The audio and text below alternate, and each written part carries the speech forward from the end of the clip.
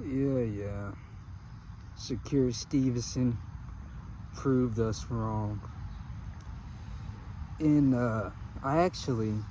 he adjusted perfectly to Zepeda, like with his fighting style. So last night, Shakur dominated, outclassed, outboxed, whatever words you wish to speak on, and give to Shakur whatever praise, because he deserves it right now. He kind of destroyed the narrative of his pillow-fisted hands, and I don't think people believe that he was a runner, but he just wasn't, like, he didn't have that grit, that aggression in him that a fighter has in boxing. And last night he showed, by fighting the number one fighter at 135, that he is him. Greatness. And he was always that. He was always pound for pound talent. It was just after the Edwin De Los Santos fight, then you have Floyd pulling out, and then they have to replace it with a Josh Padley, and then Artem was like Frank Martin, sloppy seconds. A lot of questions about his reign at 135. Nothing at 130 or 126, but at 135 was being brought up, and he just silenced all of that down. Greatness. Now, I did say Shakur Stevenson was going to get knocked down or dropped simply because of the volume in what was that word?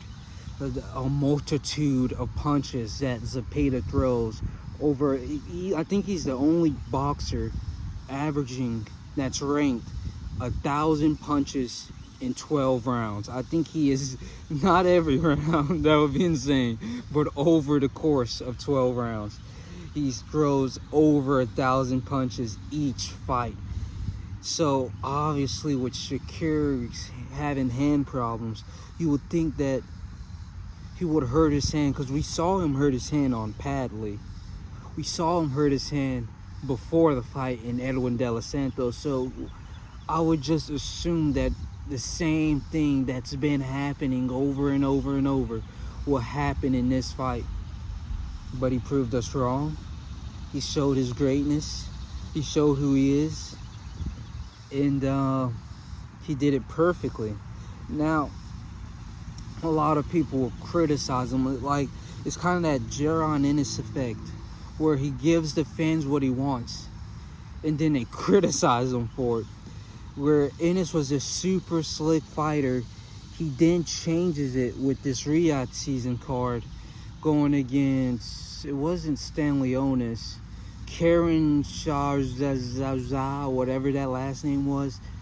He changes his style to be more aggressive and try to walk his opponent down, but it ends up like leaving a bad taste in the fans' mouths, where they feel as if he decreased in talent and gotten worse when he thought he gotten better with his performances, because it was a more exciting style, aggressive power punching style. But just turns out fans don't like that, I guess, because you built up this reputation of being a technician. And with Shakur Stevenson coming in this fight, I think people are genuinely satisfied with this performance, because he showed us what we wanted. But he also got hit a lot, and that was normal. We knew that was going to happen with William Zepeda, throwing thousands and hundreds of punches. We knew that was going to happen. That's the inevitable. That's just how Zepeda fights. But then you have Shakur kind of being pushed back, fighting off the ropes, and sticking to countering.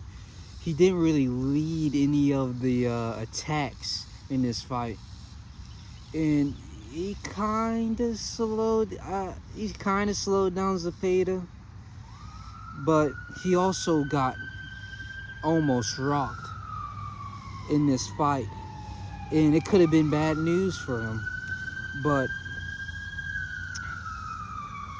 yeah, let me just wait till this passed by. I don't think he was hospitalized like the EMS truck behind me. I don't think he incurred any serious damage in this fight, but he did get bruised up pretty badly. And I don't know, I like this performance because Shakur kind of showed it all. He showed like Sugar Ray Leonard against Hagler performance, running around the ring with Edwin De Los Santos.